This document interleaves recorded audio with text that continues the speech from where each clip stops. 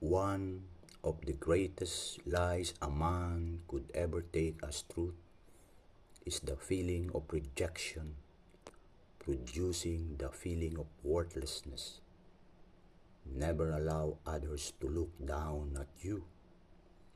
If we look at ourselves with no value, even if all people in the world think we are nothing, we could be something. We will surely succeed. Even if you feel the world is against you and no one believes in you, let me remind you that there is a God who believes and loves you unconditionally. If you believe in God, you just need to be reminded that God does not create a nobody, but He only creates a somebody. I pray and ask God to help you forgive the people who have looked down on you.